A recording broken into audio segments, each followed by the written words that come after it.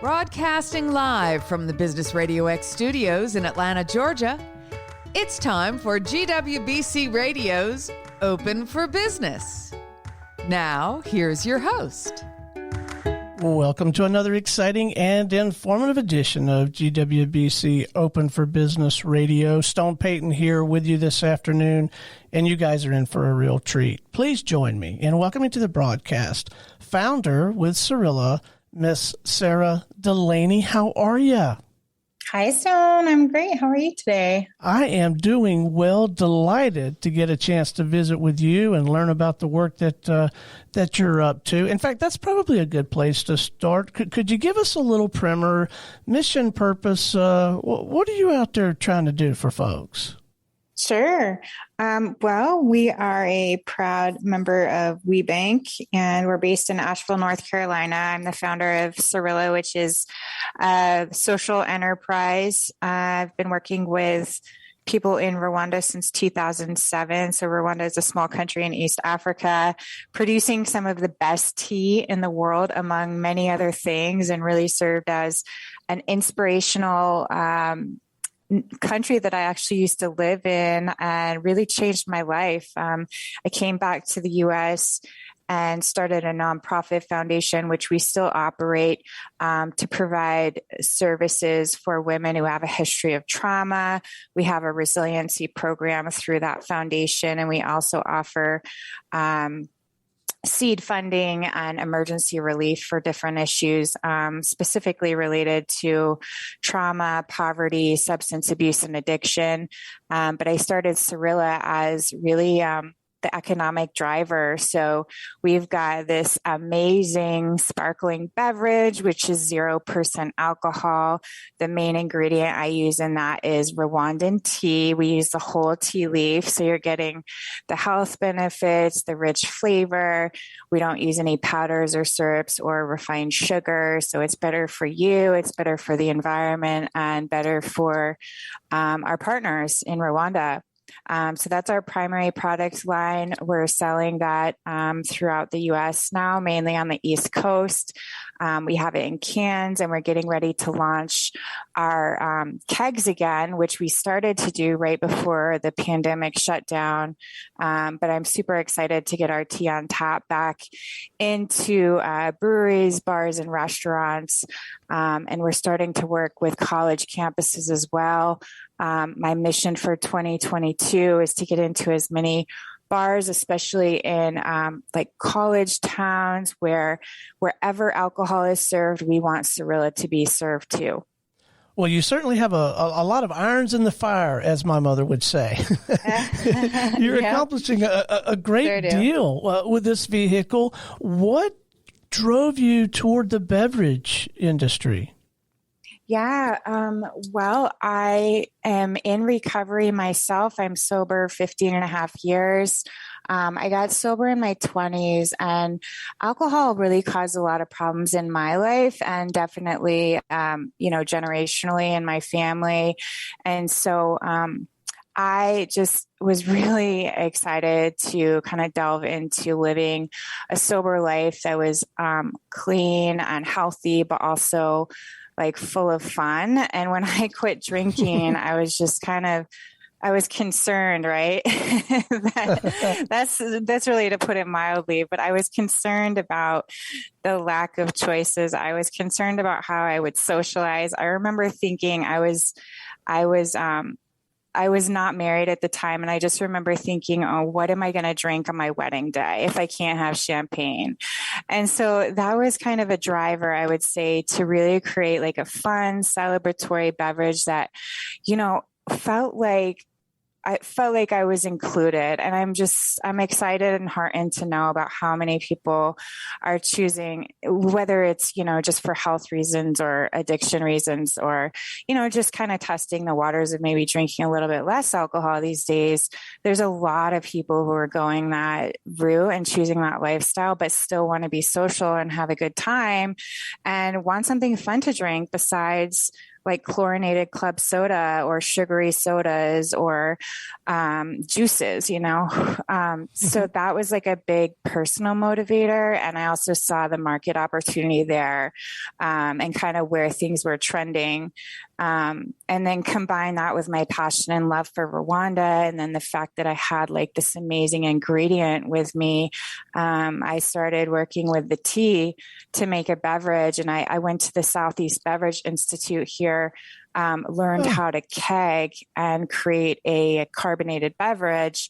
And that's kind of how we got started. So I just did my proof of concept here locally in Asheville, had a few kegs at a couple of events, at a couple of breweries, and then it just went from there. Well, what an exciting time for you, and what an inspiring story. For those of you who are listening to this interview on demand, we're actually having this conversation in mid-January of 2022. And as I understand it, Sara, I think I saw this in the notes. You don't really believe in New Year's resolutions, do you? Well, no. I mean, it's not that I don't believe in it. You know, it's just not for me. Yeah. I'd say, you know, if I were going to set like an intention today, it would be because my son and I were, it's snowing here today and it was snowy yesterday. And so we were outside sledding, and I'm probably just going to take, actually tomorrow off. We're going to go snowboarding for the first time this season. And I think if anything, you know, that's one of my big intentions is just to like play more and, you know, carve out time just to have fun or just to do nothing and just be unscheduled. But I kind of like, I think, you know, being an ex-drinker and someone who just kind of woke up every day and said that I was going to not drink today, and then by 5 o'clock I'd be drinking again, you know, that was my past. And I just really saw like New Year's resolutions as a setup for failure. But like, I think, you know, setting intentions and goals is certainly important. I think it's been real tough these past 2 years for us to really make a plan and like stay with it, just because every day, I don't know about you, but my plans and my schedules and meetings getting canceled and people getting sick, like, you know, trade shows getting canceled. It's just, you never know what the next day is going to bring. So I'm all about one day at a time and living life in the present. At the same time, I'm a business owner. So of course, you know, I need to plan and set projections and goals and do the metrics and all that. So I think there's a real balance there. But if we are going to set resolutions or goals, I think it's real important that they are somehow measurable and that we're, you know, kind of like checking in, like that we have a specific technique, you know, that's going to help us get to that place. I was just on a meeting this morning with Daniel in Rwanda. He's an employee there, and he's on the ground at our farm there. And we were talking about SMART goals and like how to make sure that every goal we have has some kind of metrics attached to it, so we know we're making progress, but also so we're setting ourselves up for success, rather than just keep it kind of open-ended. Like, I'm going to try better. I'm going to, you know, improve in this way, but it's like, well, how? So going back to what I said about, you know, for anyone who's like, I'm going to quit drinking today, or I'm going to quit eating sugar, or whatever that, you know, I'm going to lose 10 pounds resolution is, like, well, what's one specific step that you can take today to get closer to that idea? And then kind of keep circling back to like, what's the reason behind it? Like, do you think it's going to make you feel better or look better or be happier? And like, what's behind that? And kind of keep pulling the curtain back. Well, I think I hear in your description that the key really is getting very clear about the why, those small steps, and establishing the habits that lead to those outcomes, huh? Yeah, good point. The habits, super important. Mm-hmm. So as I understand it, one very critical mission for you, and it's a broad one, is to end violence against women. Can you speak more to that? Sure. I've been doing a lot of research lately looking at the statistics, which are pretty horrific, about the percentage of sexual crimes and specifically rape that have alcohol or drugs somehow involved. And there's just, some really crazy stats that I'd be happy to share. But like one of them is over half of rapes in this country happen when alcohol is involved. And again, over half of the women who experience rape the first time are in college or under the age of 18. And when a woman or young woman or girl is raped under the age of 18, she's twice as likely to be raped again. And I myself experienced rape once in high school and once in college. And both times alcohol was involved on one side or the other or both. So for me, it's very personal. I want to do everything I can to get these numbers down.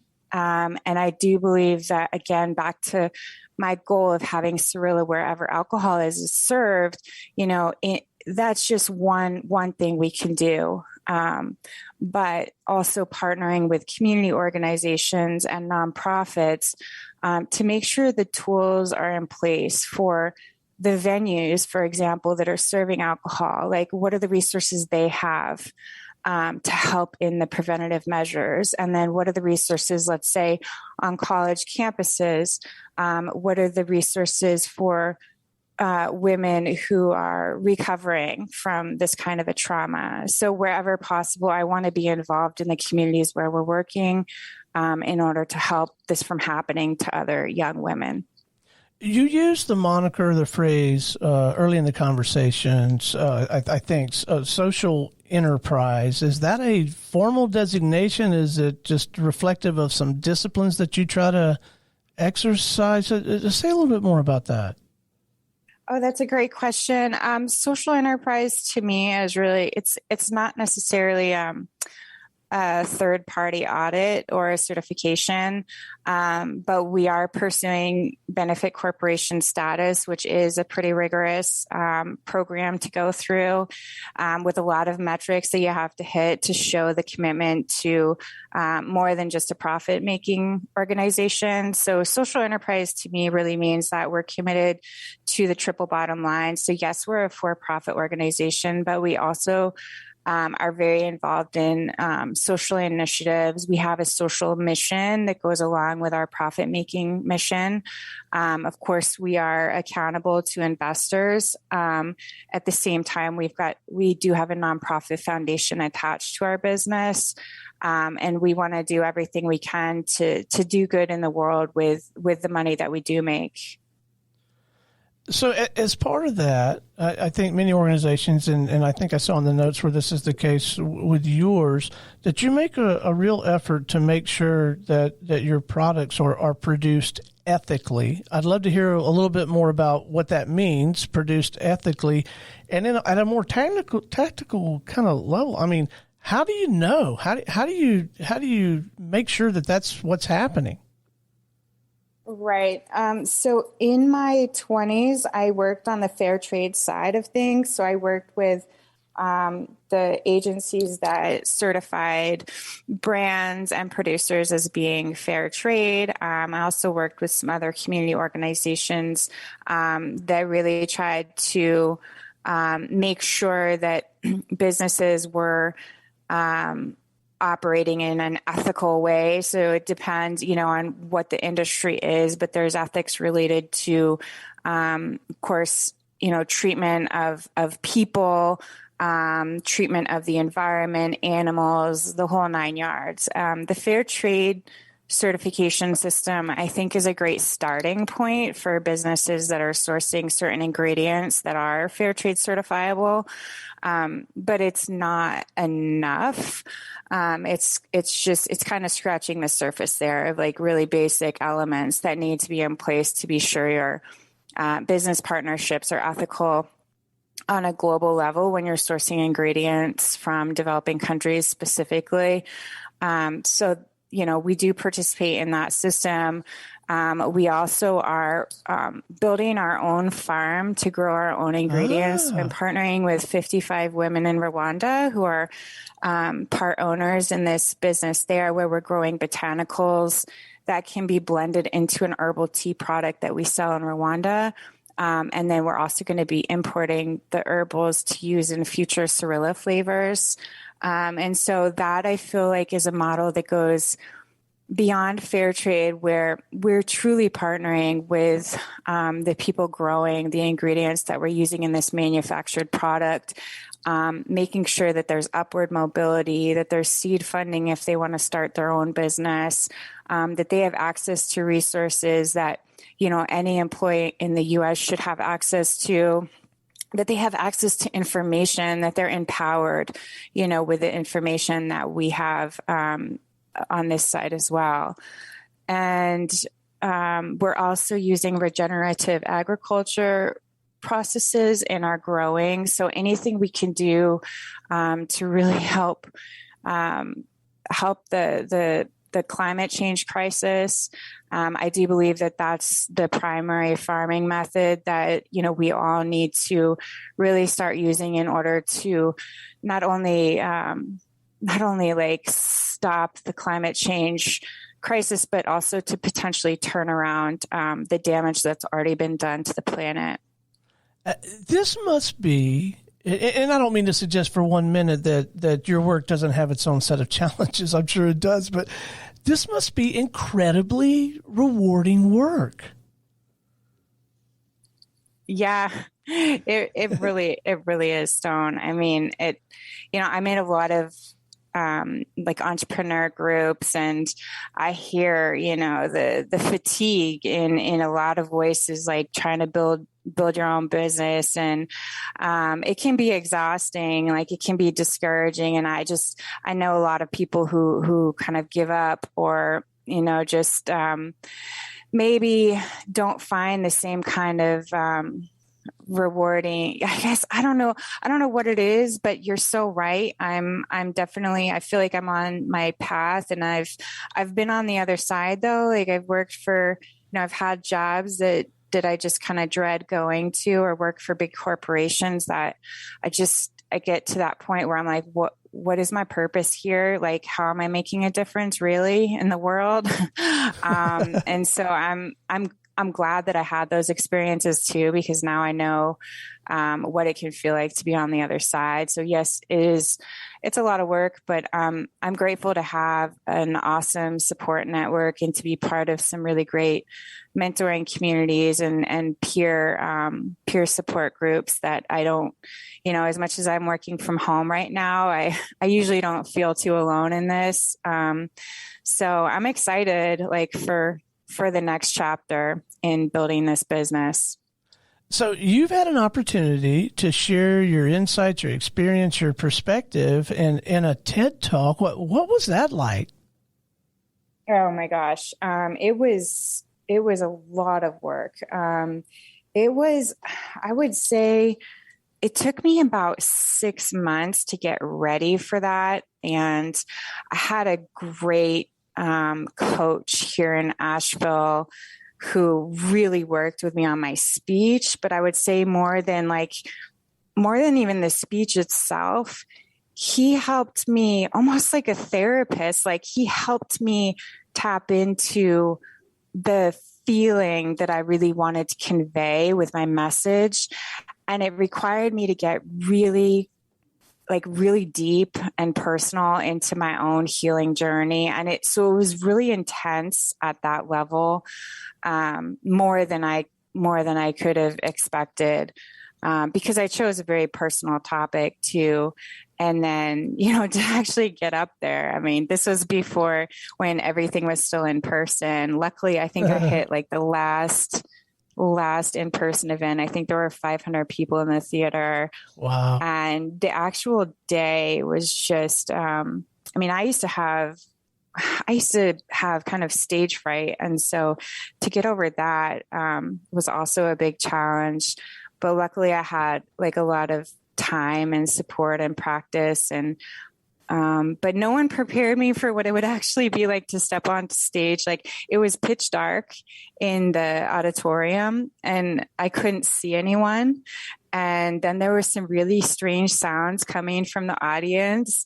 And so even though we had, we had practiced a lot on this stage just in our small group without an audience, it was super nerve-wracking to be up there and have all these different challenges that I hadn't prepared for. So, and then just to really let my guard down and open up was a huge step for me.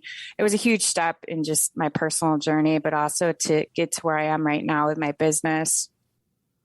Well, I have no doubt that you absolutely knocked it out of the park and that you reached more than a few people with your message. And that's just based on having a really delightful, 15, 20-minute conversation here on the air. I love to listen to TED Talks. I must confess, I haven't heard yours, but I'm going to go find it and I'm going to listen to it. Now, one of the decisions that you made at some point was to become part of the Greater Women's Business Council. And I think you mentioned you're WeBank certified.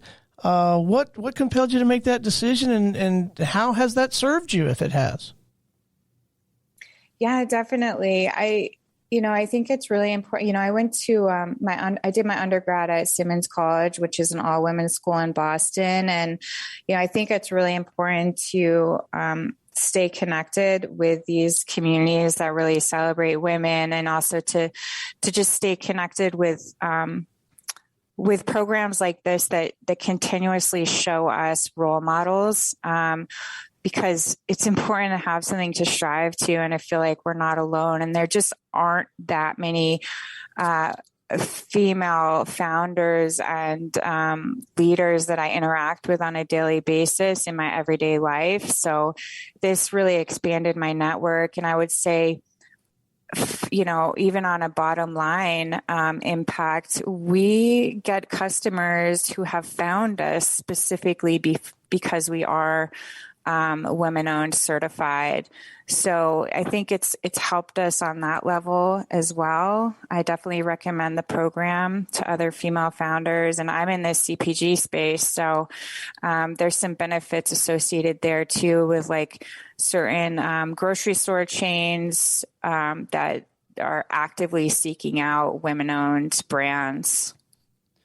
So it strikes me that it's one thing to have a leader as passionate and committed as you are to these topics that we've been describing.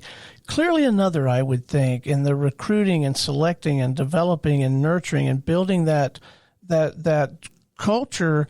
You must seek out people with overlapping value system. And I suspect many of your customers share a lot of these values. Yeah. Yeah, that's true. It's hard to always know even who our customers are. For example, our products are in grocery stores, and we don't always know who's buying our products, but it's awesome to be able to do demos and interact directly with folks in stores when we're able to, and of course on social media and engaging there. We're also on this platform called Fair.com. It's an online wholesale platform where we can actually see retailer, because we sell wholesale as well as direct to consumer, but most of our business is wholesale. So we can see the retailers who are actively searching for values, because they have a checklist of values that folks can tick off and to get to the type of business they're looking for. So that's really cool, and we do see a lot of people coming to us who are selling other fair trade certified and organic certified and women-owned brands. So yeah, it's one of my favorite things to do is to walk into a store and see our products, on the shelf or in the fridge next to other products that share some of the same values. It's really exciting. So, I think it's becoming very, very important to our consumers to stand for something important in the world, to really be committed to making a positive impact environmentally, socially, and to really walk the talk. Well, and how marvelous it must be to know that you've created an environment and a machine that will allow your employees and your market partners to live into their values. Mm-hmm. Yeah, I recently saw a report that showed employees today, the salary, and of course this is very general, but their salary falls something like number 4 or 5 on the list of reasons they choose to work for companies. And typically the first 3 items are very much values-based decisions, which I think is pretty exciting. Oh, man. Again, it must be incredibly rewarding. Okay, so what's next, and how can we help? Not just the Business RadioX network, but those of us who are listening to this who resonate with what you're doing and why you're doing it. What can we be doing in our daily lives to help, and what are your near-term plans? Well, we really want to engage with the people who care about our products, but the values, as I mentioned. So you can find us on social media. Our handle is at Drink Sarilla, Sarilla. So we've got TikTok, Instagram, Facebook, and LinkedIn, Drink Sarilla. Our website is also drinksarilla.com.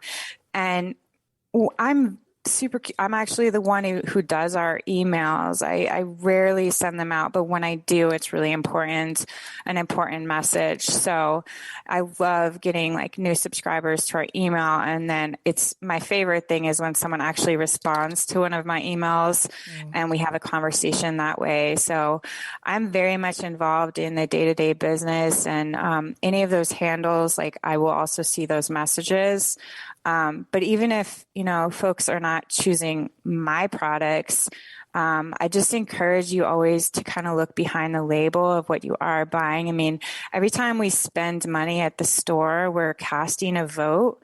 And on the other side of that vote are people growing the ingredients, making the products, working so hard with so much care to make sure that we get what we want in our homes. So as much as you can, choose brands that you really care about, and check them out, see what they're doing, see who they're sourcing from. It's really easy these days with we've got QR codes on our packages, we've got videos, we've got a crop to cup trip. So we do travel to origin and just, take a look at your favorite brands and see what they're up to. And then there's nothing better than word of mouth. So if you like something, please shout it out on social media. Or if you don't use social media, let your friends know, because that's how we grow. And that's how we continue to encourage other companies to try to do the right thing as well.